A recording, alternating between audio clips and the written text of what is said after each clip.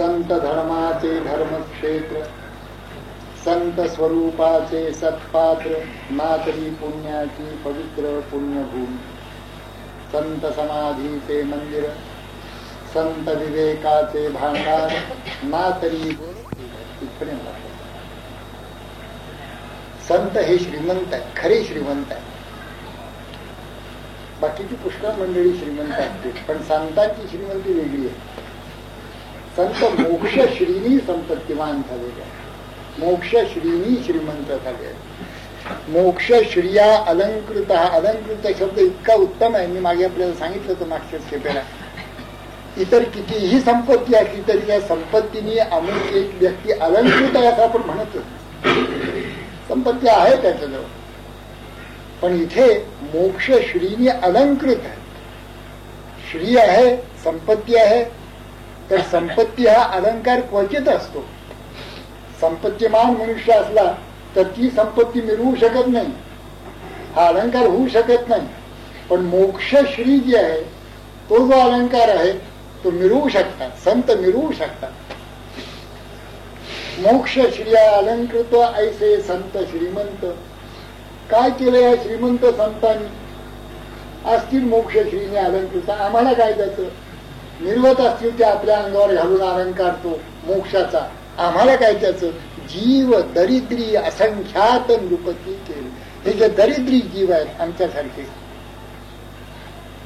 की जे जीवनामध्ये ऐहिक सुखाच्या मागे लागलेले आहेत आणि पारलौकिक, पारमार्थिक आणि आध्यात्मिक सुखाला मुकलेले आहेत, असे जे जीव ते दरिद्र. भ्रमे नाडळे वीतते गुप्त झाले. आपलं जे आत्मधन ते भ्रमाने सापडत नसल्यामुळे गुप्त झालेलं आहे. भ्रमे नाडळे वीतते गुप्त झाले. जीवा जन्म दारिद्र्य ठाकोण्या, आणि त्यामुळे दरिद्री झाले. अगदी जन्मतः दरिद्री झाले, कारण जन्मापासूनच विसरले. जन्माला आल्याबरोबर कोहम कोहम करायला लागला आणि सोहम सांगणारा कोणी भेटलाच नाही. त्यामुळे अखंड जन्म दारिद्र्य त्याला ठाकून उभं राहिलं. जेव्हा जन्म, मला मोठं आश्चर्य वाटतं, ज्ञानेश्वरी वाचतात, दासबोध वाचतात आणि मंत्र यंत्र तंत्र ह्याच्यामध्ये रममाण होतात. ते कसं होतं हेच मला कळत नाही. काही यंत्राची पूजा करतात, काही कुठले तरी मंत्र म्हणत असतात. सगळे मंत्र जरी चांगले असले तरी दासबोध आणि ज्ञानेश्वरी मंत्र प्रतिपाद्य भगवती असं म्हटलंय ज्ञानोबांनी.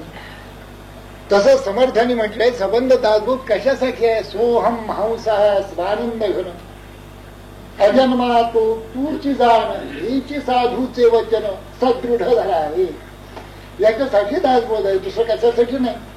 ऐक शिष्या येथीचे वर्म स्वयी तूचे आहेस ब्रह्म, ये विषयी संदेह भ्रम धरूच नको. आपला आपणाचे लाभ हे ज्ञान परम दुर्लभ, जे आदि अंती स्वयंभ स्वरूपची स्वये. किती सांगावं बरं, संतांनी तरी किती ठिकाणी सांगावं. दासबोधामध्ये 100 शेकडो ठिकाणी आहे की आपला लाभ आपण करून घे, त्याच्याशिवाय तू दरिद्री. जर लाभ करून घेतला नाहीस, मी कोण आहे हे जर तुला समजलं नाही, आपलं सच्चिदानंद स्वरूप जर तुला कळलं नाही, तिथे मी तिथे आता प्रवचन करतो त्या सत्यसाई निलयम मध्ये महाराजांचं एक वाक्य, Sathya Sai Maharaj, you are the embodiment of God. तुम्ही मूर्तिमंत परमात्माच आहे. Fill your mind with your almightiness, majesty and glory. हे संताशिवाय कोणी सांगू शकत नाही. अरे तेच तू आहेस. तुझं मन त्यांनी अखंड भरून टाक, मीच तो आहे. म्हण सहा हम सहा, काय फिनसलं कुठे. मेहर बाबा म्हणत असं सगळा प्रवास कोहम पासून सुरू होतो, सोहमला संपतो. कोण मी याच्या विचाराने सुरू होतो, तोच मी या विचारामध्ये संपतो. तोच मी झाल्याबरोबर जीव जो दरिद्री असतो श्रीमंत होऊन जातो. आणि जोपर्यंत कोहम कोहम करतो तोपर्यंत तो दरिद्री. आणखीन एक अवस्था आहे, याच्याही पेक्षा वरची एक अवस्था आहे, की तिथे अहम कोहम सोहम मावळली अशी एक अवस्था आहे, पण ही फार वरची आहे, आपल्याला विचार करण्याची जरूर नाही त्याची. अजून कोहम पासून सोहम पर्यंत तो मी आहे तिथपर्यंत गेलं म्हणजे पुढे. तत्वी वेटाळून घेतला प्राणी संशय गुंडाळला, आपण आपण भुलला कोहम म्हणे. तत्वी वेटाळून घेतला म्हणे कोहम, विवेक पाहता म्हणे सोहम, अनन्य होता अहम सोहम माळली.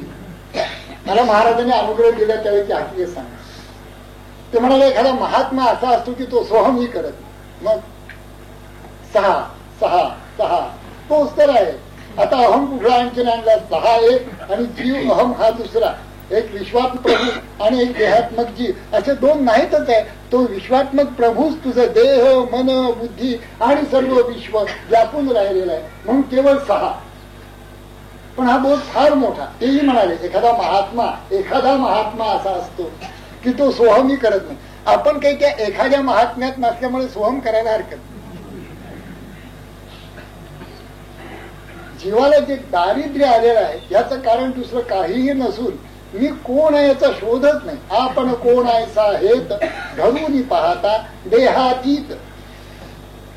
आपण कोण आहोत असा हेतू धरून जर शोधायला लागला, आत स्वस्थ बसून शांत बसून, तर लक्षात येतं आपण देह मन बुद्धीच्या पलीकडले आहे.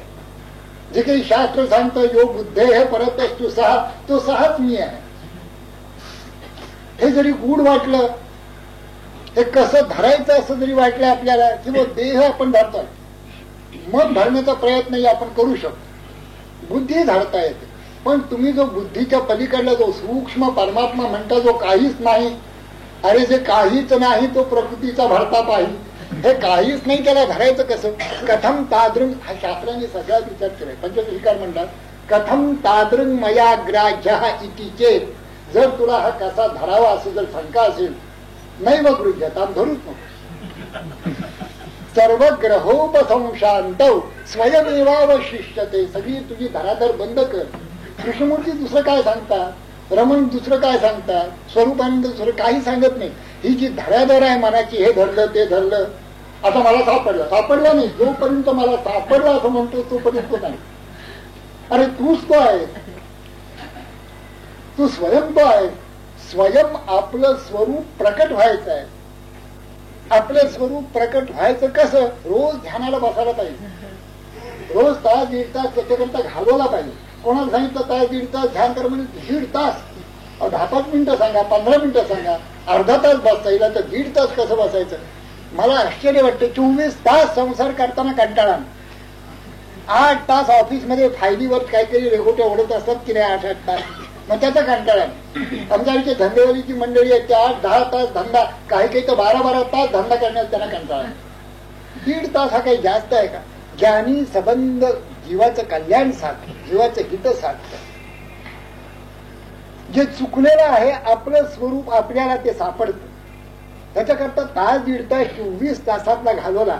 सांगितलं कुणी एखाद्या सद्गुरूंनी की 24 तासात एक दीड तास बसत चला, बाकी येता करता नामस्मरण करत चला, तर त्यानं मोठं कठीण वाटत. दीड तास नका सांगू तुम्ही बाळासाहेब, मग किती सांगा, एक 10-15 मिनिटं आम्हाला वेळ आहे बसा. हो का? परमेश्वर तुमचा आभारीच आहे, तुम्हाला इतका वेळ दिला, त्याला तुम्ही 15 मिनिटं. कलेक्टरची भेट पाहिजे असेल तर बाहेर 3 तास बसायला लागेल. कलेक्टरची भेट पाहिजे असली तर बाहेर 3 तास तो पट्टीवाला दरडावतो. बसा, हा किती मोठा असो बस. मग त्याला जेव्हा चिरीबिरी द्यावी त्यावेळेला ते कधीतरी 2 तासांनी तुमची वर्णी लावतात की आवेत कोणतरी बसा. अशी परिस्थिती कलेक्टरला. परमेश्वराला भेटायला 1.5 तास रोज बसायला काही फुरसूच नाही, असं बरोबर नाही. त्यामुळे जीव दरिद्री झाले, दुसरं काय नाही. असंख्य जीव दरिद्री होण्याचं दुसरं काही कारण नाही. आपलं हितच मुळी जाणत नाही. आपुलिया हिता जो असे जागता, धन्य माता पिता तयाची. पुढी कन्या पुत्रे होती जी सात्विक, तयांचा हरिख वाटे जीवा. गीता भागवत करीती श्रवण आणि चिंतन विठोबाचे. तुका म्हणे मज घडो त्यांची सेवा, तरी माझ्या दैवा पार नाही. म्हणजे त्यांची जर सेवा मला घडली कधी काळी तर मी दैववान समजेन असं सारे संत सांगत असतात. तुम्ही एकदा तास दीड तास बसायला लागा, संत तुमची सेवा करतील. म्हणजे उगाच ना आपले तुम्हाला उत्तेजन देणार, तुम्हाला काही उत्तेजन मिळावं म्हणून. निश्चळ भाव पैसो निवांत शुद्ध करी चित्त, तया सुखा अंत पार नाही. येऊनी अंतरी राहील गोपाळ, सायासाचे फळ बैसरिया. राम कृष्ण हरी मुकुंद मुरारी, मंत्र हा उच्चारी वेळोवेळा. तुका म्हणे ऐसे दीन मी दिव्य, जरी होईल भाव एकविध. निश्चळ बसावं, मन हे निश्चळ झाले एके ठाई, तया काय उणे काही निज सुखा. तेच पुण्यवंत परोपकारी, प्रबोधीच्या नारी नरलोका. तुका म्हणे त्यांच्या पायी पाय पोस, होऊन या वास करीन तेथे. काय सांगावं संतांनी बघ. जीव दरिद्री का राहतो त्याचं पण साधा न कदा खाण्याच्या गोष्टी, कपड्याच्या गोष्टी. ही साडी तुम्ही कुठे घेतली, हा दागिना तुम्ही कुठे घडवला, कुठे 1,000 तोळा याप्रमाणे 5 तोळे सोन्याचा हा दागिना आहे, 7,500 रुपये आले कुठून. उगाच चर्चा ते गेले. म्हणजे काय करायचं या सगळ्या गोष्टी, यामुळे जीव दरिद्री होऊन गेले. खा पण खाण्याच्या गोष्टी करू नका, कपडे करा पण कपड्याच्या गोष्टी करू नका. तच्चिंतनम तत्कथनम अन्योन्यम तत्प्रबोधनम. तुम्ही जेवत असताना देखील चर्चा ही करा. नाना विषय भोगिता नाम सोडू नये. किती गोड आहे, काय विषय टाकायला सांगितलेत का कोणी सांगा बरं. घराला आग लावा, दागिने सगळे फेकून द्या, असलं काही नाही. एक संतीन बाई मुंबईला होती, मला गोष्ट कळली. इथे पुष्कळ संत आणि संतीन आहेत, तसे तिथे तिकडे तिकडे आहेत. माल तसा पुरवठा, गिराईक जसं असेल तसं माल. ते भगिनी वर्गामुळे त्यांच्या पुढे प्रवचन देताना ते म्हणाले, हे हे तुमच्या ज्या हातात आहे, म्हणजे काय त्यात थोडे पाटल्या भांड्या होते त्यांच्या सगळ्यांना, हे विष आहे, हे विष आम्ही पचवू शकतो, सबब ते सगळं आम्हाला द्या. त्यांना उत्तर असं द्यावं, आम्ही शंकर आहोत, आम्ही हळूहळू पचवू शकतोय बघा, काही नाही आम्हाला असं म्हणावं. म्हणजे ते पुन्हा येणार नाही तुमच्या मध्ये. दरिद्री जीव का होतो, मी टॉप टू बॉटम सांगतो. मी कशा करता उदाहरण देतो. वर पासून शेवटपर्यंत जीव दरिद्री का होतो. काय काही काहीला कमी होतं.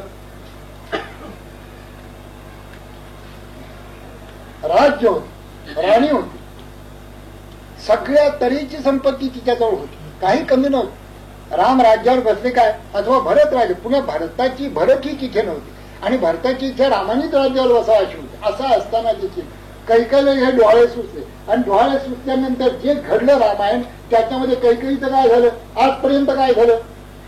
एखाद्या स्त्रीला कैकेयी म्हटलेलं चालेल का.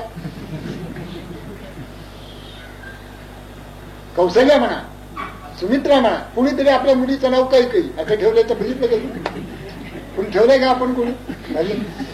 कैकेयी कुणी ठेवत नाही. हे कैकेयीनी करून गेली. कसा करता हे सगळं, तो मत्सर की हा तो लोभ राज्याचा, मग एवढं टाकलं की जीव श्रीमंत होतो. जीव दरिद्री असंख्यात नृपती केले. असं असंख्य जीव आहेत की जे काम क्रोध लोभ मत्सर याच्या मध्ये सापडले. मला नेहमी असं वाटतं की सगळं जीवन कसं आनंदाने भरवून राहिलेलं आहे, सगळं विश्व आनंदाने भरवून राहिलेलं आहे. आपण सगळे आनंदाने खेळायला पाहिजे. पशु पक्षी आनंदाने खेळू शकतात, निर्झर आनंदाने वाहू शकतात, झाडा झुडपा आनंदाने डोलू शकतात, पण माणसं मात्र आनंदाने डोलत नाहीत ना आनंदाने राहत. की एकमेकांच्याकडे जसं काय असे बघतात की जणू काही यांचं काहीतरी खाल्लंय आपण, असं वाटत. ते फेस्टिवल ऑफ रेड्स म्हणून एक रवींद्रनाथांची कविता, फेस्टिवल ऑफ रेड्स. त्याच्यामध्ये ते म्हणाले जमले सगळे सगळे जेवढं मग आरक्त वर्ण जेवढा होता, गुलाबी गुलाबी वर्ण होतात ते सगळे आलेले आहे. त्याच्यामध्ये सूर्योदयाचा गुलाबी वर्ण आलेला आहे, गुलाबाच्या फुलाचा गुलाबी वर्ण आलेला आहे. असे सगळे गुलाबी, तरुणीच्या गालावरचा गुलाबी वर्ण आजकाल दिसत नाही, पण त्यावेळेला होतं असं दिसत.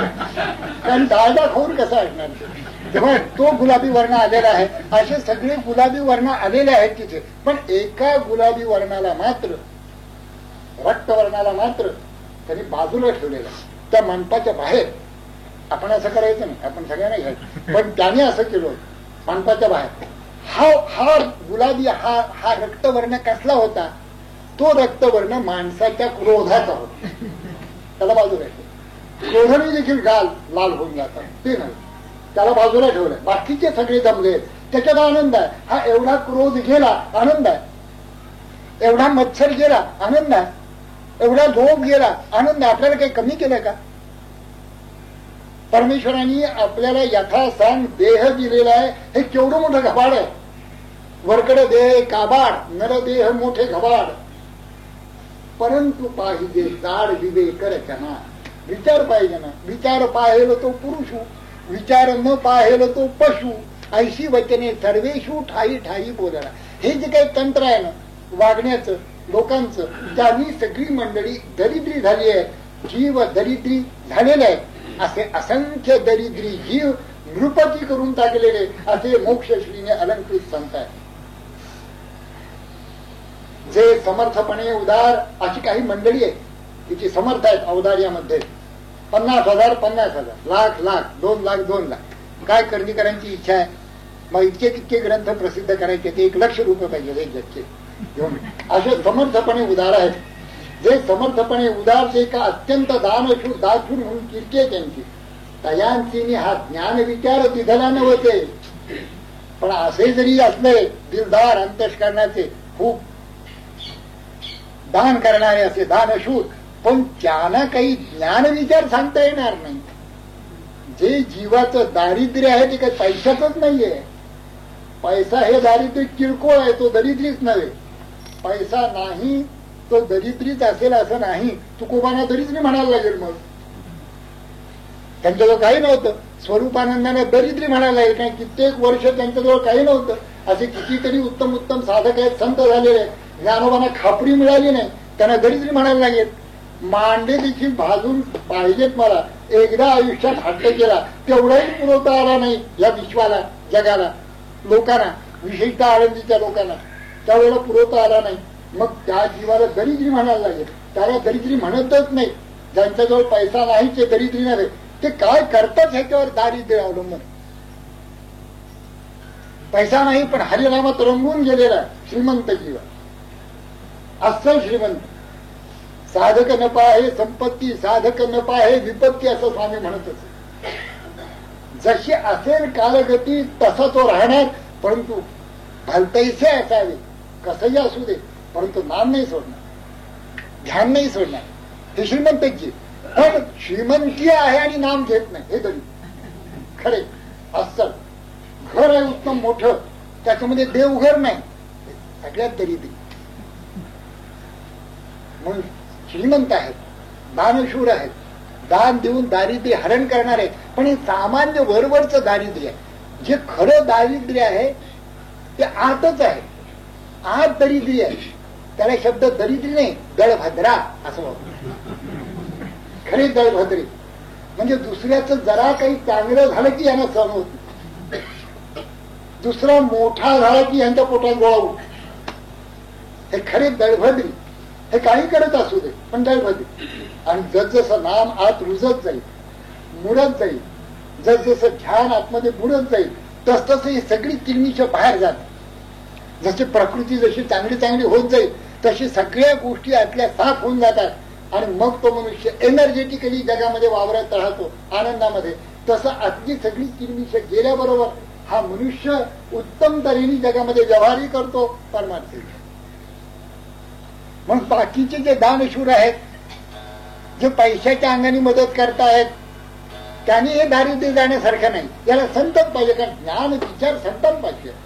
स गुरुमेवाधिगच्छे समित पाणी श्रोत्रियम ब्रह्मनिष्ठम, असं श्रुती सांगते. स गुरुमेवाधिगच्छे, गुरूंच्याकडेच जायला पाहिजे. गुरुम एव, गुरूंच्याकडेच जायला पाहिजे. कशा कोण गुरु पाहिजे? श्रोत्रियम ब्रह्मनिष्ठम, जो ब्रह्मविद्येचा अधिकारी आहे, जो पूर्ण पवित्र आहे, अशा गुरूंकडेच जायला पाहिजे. स गुरुमेवाधिगच्छे, त्यांनी काही सांगितलं की त्या अंतःकरणात असं बसून राहतं पक्क. कारण त्यांच्यामध्ये प्रबोध शक्ती आहे. ही प्रबोध शक्ती समर्थांचा शब्द आहे. प्रबोध करण्याची जी शक्ती, एखाद्याच्या अंतःकरणामध्ये पक्क बसून ठेवण्याची जी शक्ती, ही संतांची शक्ती आहे. ती तिथून हरू शकत नाही. तुम्ही जरी काढून बाहेर फेकून द्यायचं ठरवलं तरी जाणार नाही.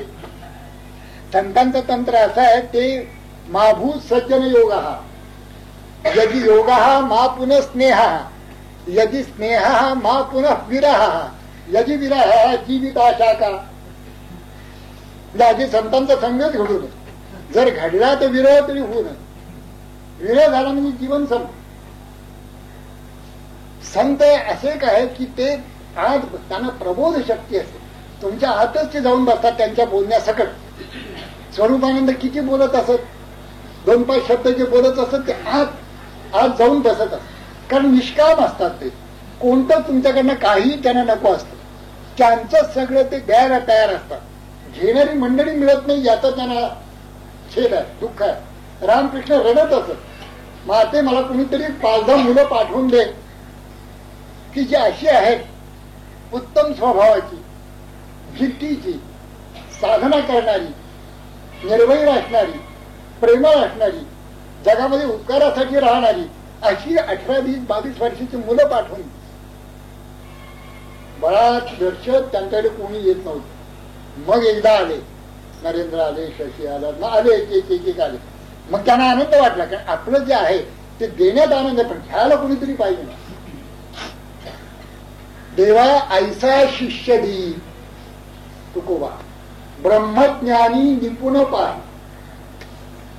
जो का भावाचा आगळा, भक्ती प्रेमाचा पुतळा, ऐशा युक्ती ज्यासी बाणे, तेथे वैराग्याचे ठाणे, ऐसा हो का शरीर तुका लिंब लोण करी.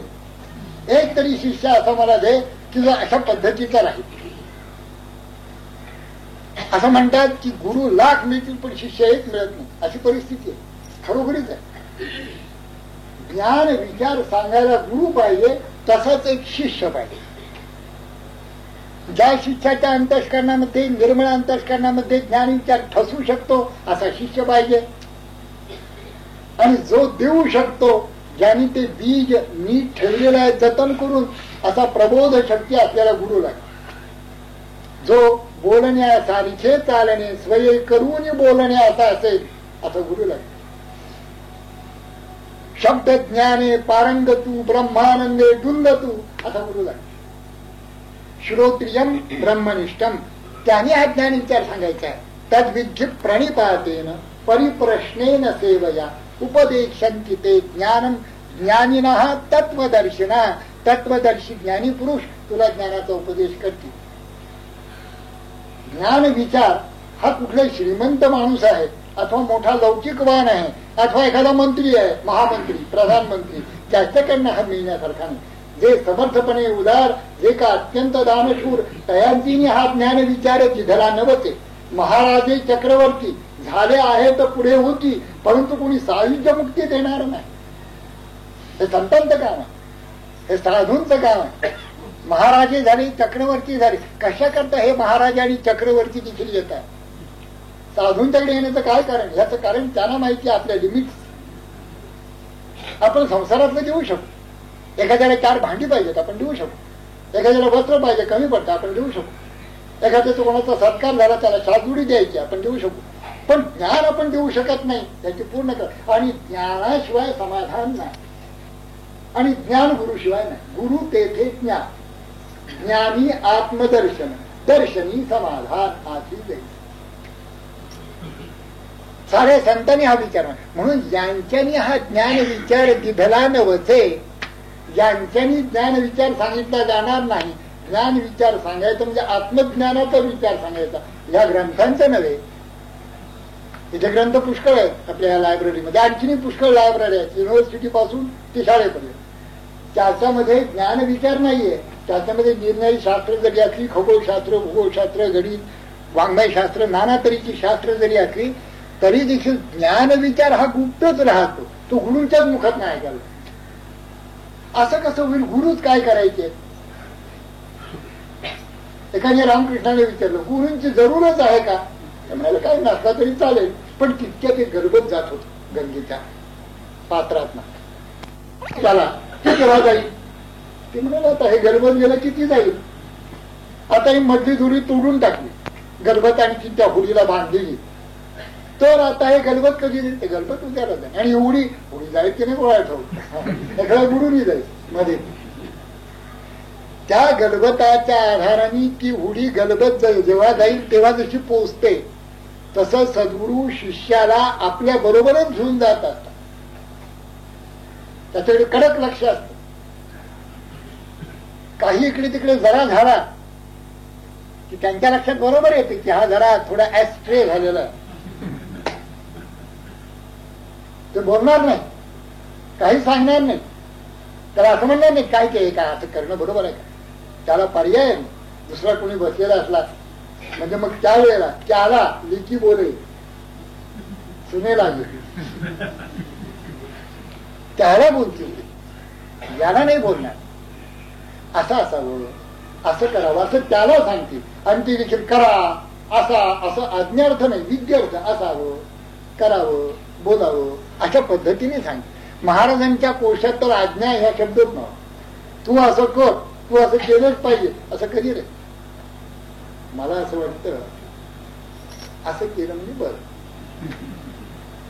म्हणजे ते असं करा ह्यापेक्षाही वाईट असेल. कारण ही त्यांची इच्छा मोडणार कोण असं म्हणजे बरं. म्हणून महाराजे चक्रवर्ती झाले आहे तर पुढे होती, परंतु कोणी सायुज्य मुक्ती देणार नाही. सायुज्य मुक्ती ज्ञान विचार सायुज्य मुक्ती याचा अर्थ नेमका समर्थाने सांगितलं. समर्थांचे इतका चौकट आणखी कोणी सांगितलं. निर्गुणी जे अनन्यता तेच मुक्ती सायुज्यता. इतकं उत्कृष्ट आहे हे जे विवेचन आहे त्यांचं. निर्गुण परमात्मा देव आहे, निर्गुण देवपदी अनन्यपण हाचे अर्थ पाहता पूर्ण समाधान बाणे. देवपद निर्गुण आहे लक्षात घ्या. गोडी ही खरी, गुळाची ढेप ही गोडीने घेतलेला आकार आहे. हा आकार खोटा आहे, आकार नाशवंत आहे. वाचारंभणम विकारो नामधेयम मृत्तिका इत्येव सत्यम. तो जो आकार आहे हा फोडून तोडून काय वाटेल ते कण कण जरी केले तरी गोडी त्या कणाला देखील सोडत नाहीये. गोडी व्यापून आहे, आकार खोटा आहे. तुम्ही गुळाची ढेप एवढी करा शकता, एवढी करू शकता, आकाराचा काही प्रश्न नाहीये. त्याच्यामध्ये गोडी जी आहे ती सत्य असून त्या गोडीने जो आकार धारण केलेला आहे तो तात्पुरता असून क्षणभंगूर आहे, असत आहे, खरा नव्हे, आकार खरा नव्हे, नाम खरं नव्हे, रूप खरं नव्हे. एखाद्याला गोविंद म्हटलं काय आणि गोपाळ म्हटलं काय, पण तो गोविंद आणि गोपाळ ह्याच्या पलीकडचा आहे. त्याचा अधिष्ठान जे आहे ती निर्गुण आहे. म्हणून निर्गुण हे जे अधिष्ठान आहे ते अखंड सगळ्या भूतमात्रांच्या ठिकाणी विश्व व्यापून असल्यामुळे, त्याच अधिष्ठानावर ह्या विश्वाचा आभास होत असल्यामुळे, त्या अधिष्ठानैक दृष्टी ज्याची झाली त्याला सायुज्य मुक्ती प्राप्त होते असं समर्थांचं सांगणं. निर्गुणी जे अनन्यता तेच मुक्ती सायुज्यता. ही आता सायुज्य मुक्ती तू निर्गुणाशी अनन्य हो. हा महाराजा असला चक्रवर्ती असला कसा सांगणार. त्याला माहितीच नाही अधिष्ठान म्हणजे काय, त्यांनी शोधलंच नाही, स्वतःला शोधलं नाही, जगाचं अधिष्ठान पाहिलं नाही. आपण कोणत्या सत्तेवर चालतो, बोलतो, व्यवहार करतो तेही त्याला माहिती नाही, काही त्याला माहिती नाही. तो काय दुसऱ्याला सांगणार किंवा असा आहे मी महाराजा, मी तुला सांगतोय सायुज्य मुक्ती. तू बोलून काय उपयोग, तुला काय माहिती आहे का त्यातलं सायुज्य मुक्ती. मी उद्या गणिताचे काही प्रॉब्लेम्स मांडायला तर गणिती लोक असतील इथे कुणी असतील, ते म्हणलेले खोटं आहे, बरोबर नाही. एक्स इज इक्वल टू 0 हे गणितीने सांगायला पाहिजे, आम्ही सांगून नाही चालायचं. तसं विश्व शून्य झालेलं आहे, विश्व असत आहे, विश्वाभास मावळलेला आहे, हे ज्ञानी पुरुषांनी बोलायच्या गोष्टी आहेत. ज्याला समोर बायको क्षणभर नसती तर चैन पडत नाही, त्याला विश्वाभास मावळला हे काय सांगत नाहीये. मुलाच्या खिरीत एक मिनिटभर राहत नाही, लगेच पत्र. एक ग्रस्त हिमालयात गेले, हिमालयात पूर्णानंदांनी सांगितलं, एक ग्रस्त हिमालयात गेले. काही ज्ञानाची तगडीची नाही असं ज्ञानोबाने म्हटलं ना, ते कुठेतरी उभी वाचली असेल गेले हिमालयात गेले. विरक्ती इथेच असते माहिती नाही. विरक्ती जिथे असेल तिथे पोट दुखत असलं तर इथे काही नाही हिमालयात काय पोट दुखणार, हेच पोट घेऊन तुम्ही जाणार ना. तसं हेच मन घेऊन गेल्यात हिमालयात तरी काय होणार आहे. विरक्त जर तुम्ही असाल तर इथे देखील विरक्त असाल, नसाल तर हिमालयात देखील नाही. ते ग्रस्त हिमालयात काय 4-6 महिने झाले होते. हे तिकडे गेले असताना त्या बाजूला कुठेतरी एक रस्ते दिसते. ते त्यावेळेला एक पत्र कोणाला पत्र बायकोला पत्र कशाला लिहितो नाही माझा बेब्या लहान होता ना मी गेलो तेव्हा तर तो आता चालायला लागला असेल कशाला हिमालयात तू बसला की ये ना पुण्याला आपला तो चालताना देखील परब्रह्मच चालताय ते आणखीन काही निराळं नाहीये ते बालब्रह्म बघ ना तू कशाला हिमालयात तिथे बर्फ पाहत बसला येईल. म्हणून चराचर विनोदे पाहिले तेने सुखे घरी राहिले. चराचर पाहावं आणि आपल्या ठिकाणी येऊन लक्षात यावं. मग विचारी मनी जिकडे तिकडे धोंडा पाणी उगाच बनवण हिंडूनी काय होते. ऐसा विचार ज्याची कळला तेने संत संग धरिला. संत संगे देव सापडला बहुधा जनासी.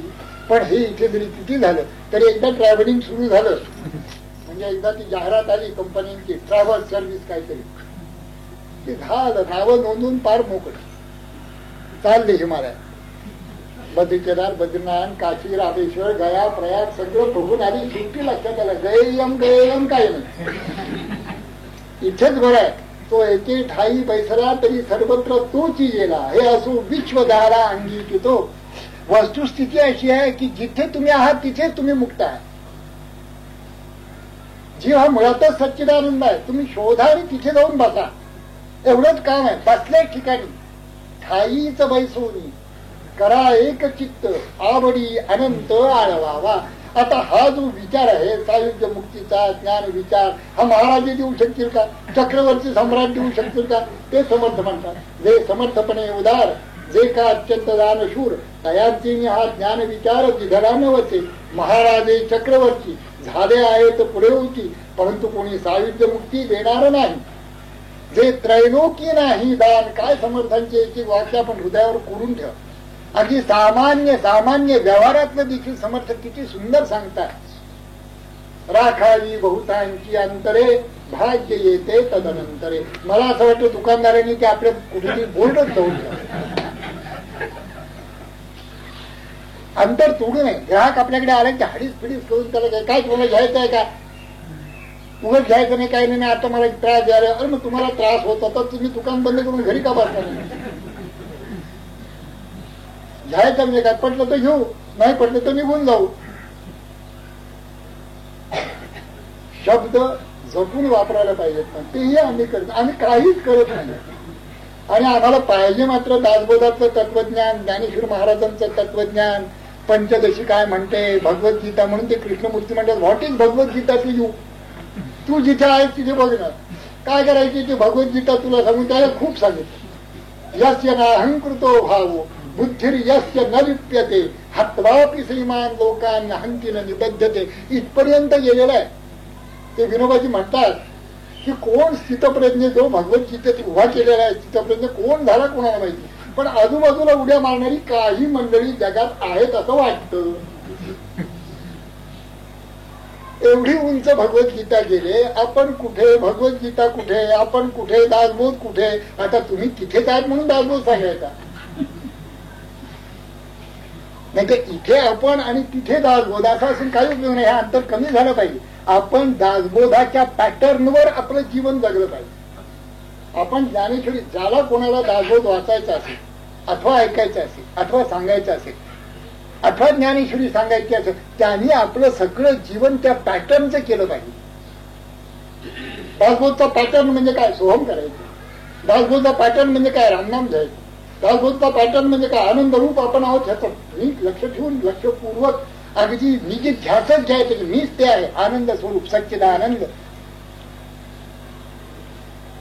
अशा तऱ्हेचं जीवन जर कोणी जगलं किंवा जगत असेल महापुरुषच असला पाहिजे. तो महापुरुषच होणार. जे त्रैलोकी नाही दान ते करीची संत सज्जन सायुज्य मुक्ती. अहम आत्मा हे कधीच विसरू नये. बाकी काय वाटेल ते करा. अहम आत्मा मीच आत्मा आहे मी सच्चिदानंद आहे कधीच विसरू नये. जे त्रैलोकी नाही दान ते करीची संत सज्जन तया संतांचे महिमान. संतांचं वर्णन संत स्तवन या नावाचा हा समास आहे. तया संतांचे महिमान काय म्हणून वर्णावे. आता किती सांगायचं, कसं वर्णन करायचं.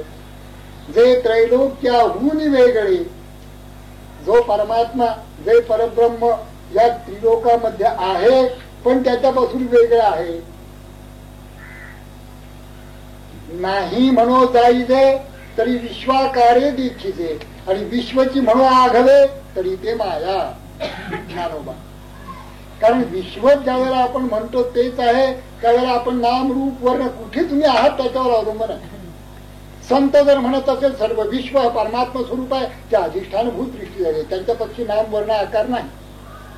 तुम्ही उठक्या आहात का उंच आहात, तुम्ही जाडे आहात का पुरुष आहात, तुम्ही गोरे आहात का काळे आहात, हा विचारच नाहीये. त्या अधिष्ठान रूपच झाले. ते म्हणाले तर विश्व हे परमात्मा स्वरूप ठीक आहे, पण एखाद्या अज्ञानी आमच्यासारखं म्हणायला लागला की विश्व हे परमात्मा स्वरूप आहे, मग बरंच आहे, सगळे करायला मोकळी. म्हणून नाही म्हणू जायचे तरी विश्वाकारे दीक्षिते, आणि विश्वची म्हणू आघवे तरी ते माया. म्हणून ते इथे तसंच आहे. त्रैलोक्याहून वेगळे. हे जे काही दृश्य दिसते ना त्याच्यापेक्षा वेगळं. दृश्याचं अधिष्ठान, दृश्य ज्याच्यावर उभारलं गेलं ते, दृश्य ज्याच्यावर दिसतं ते. सर्प काही रज्जू नाही, रज्जूवर सर्पाचा आभास आहे. रूपाचा भास होतो शिंपीवर. शिंपी किंवा रूप हे दोन्ही एक रूप आहे, एका धर्माचे नाही, वेगळे आहे. जे त्रैलोक्याहून आगळे, जे वेद श्रुतीशी नाकळे, न इति न इति म्हणून वेद तेथे तटस्थ. जे श्रुतीशी नागळे, वेद श्रुतीशी नाकळे, तेची जयांती वोळे परब्रह्मांतरी. ते परब्रह्म, तो परमात्मा ज्यांच्यामुळे अंतःकरणामध्ये वोळे ह्याचा अर्थ बरोबर प्रसन्नतेने प्रकट होतो. वोळे प्रसन्नतेने प्रकट होतो म्हणजे तो परमात्मा मुळात आहे पण अप्रकट आहे. एष सर्वेषु भूतेषु गूढोत्मान प्रकाशते दृश्यते तो अग्रया बुद्ध्या सूक्ष्मया सूक्ष्मदर्शिभी. ते परमात्मा स्वरूप जे अप्रकट आहे, जे प्रकाशित झालेलं नाही, ते प्रकाशित होतं. संतांच्या संगतीमध्ये सहजच होत. धन्य कोणी तुमच्यापैकी साधक आहे की ज्यांना संतांची संगती मिळत असेल. मिळता संतांची संगती का आणखीन दुसरं लागतच नाही. संतांचा संग एकांत परिस एकांत म्हणून मिळता प्रत्ययाचा संत एकांत परिस एकांत असं समर्थन म्हणते. प्रत्ययाचा जर संत मिळाला, तुम्ही एकांतात हिमालयात जाऊन बसलात काय आणि त्याच्या सान्निध्यात 5-15 मिनिटं बसलात काय, सारखंच.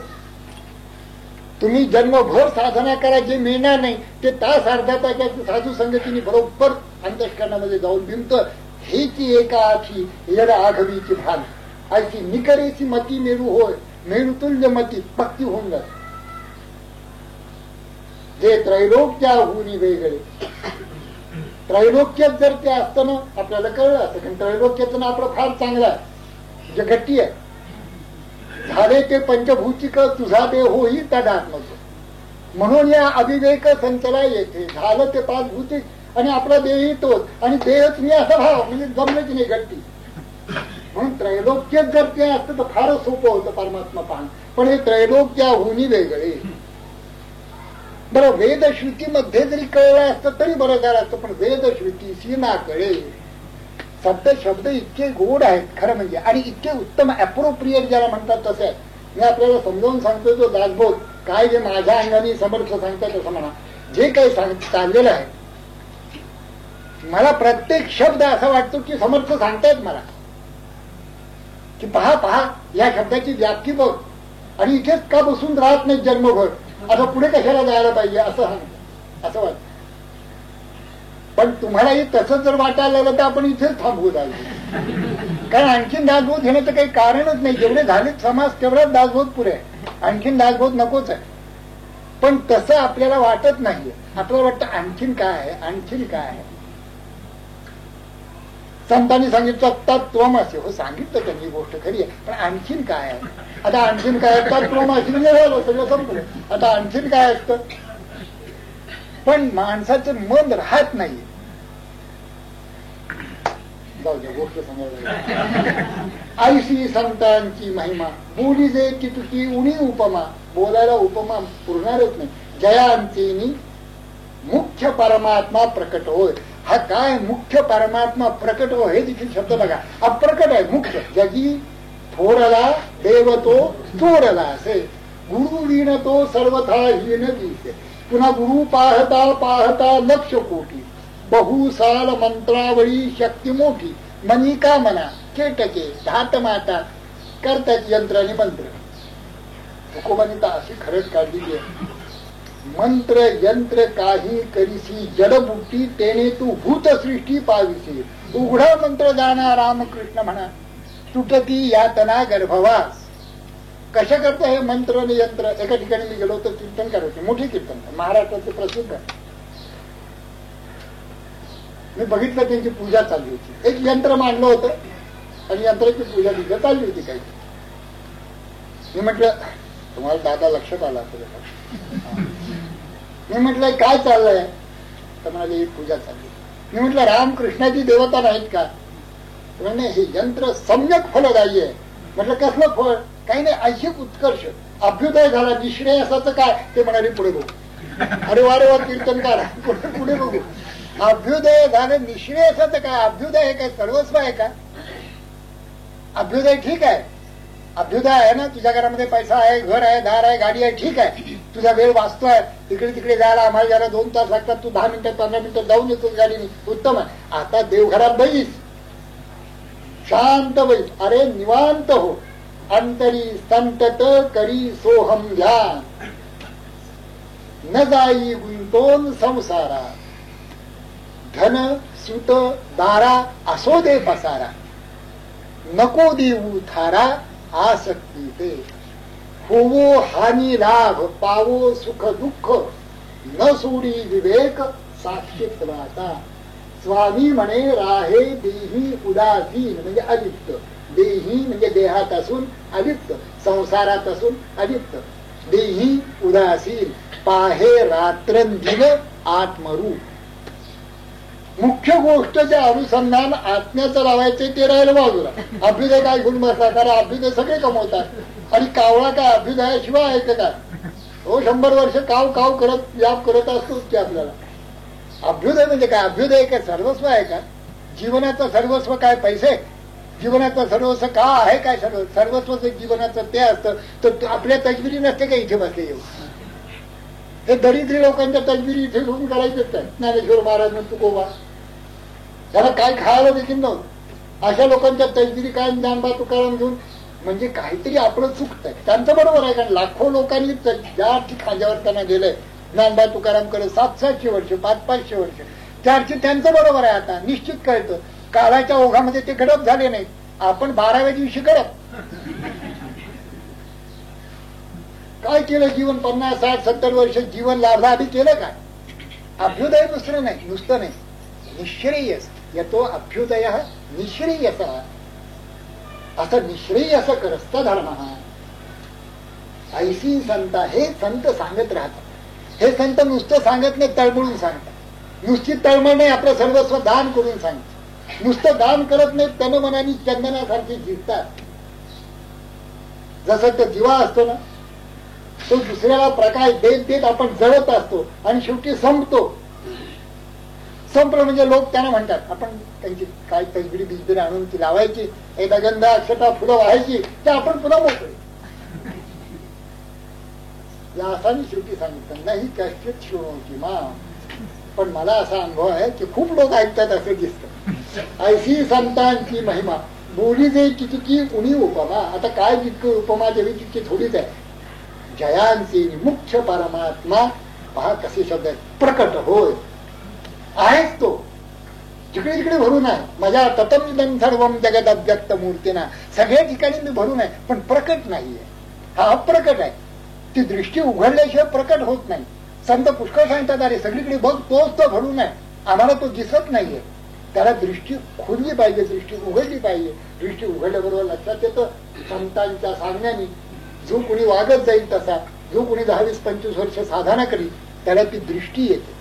व्यवहारिकची दृष्टी, पारमार्थीची दृष्टी. पारमार्थीची दृष्टी आल्याबरोबर ते ज्ञानचक्षु उघडल्याबरोबर विमूढा नाम पश्यंती पश्यंती ज्ञानचक्षुषा, ते उघडण्याचं काम संत करतात. जयांती मुख्य परमात्मा प्रकट हो इति श्रीदास बोधे. गुरु शिष्य संवाद संत स्तवन नाम समाज 5.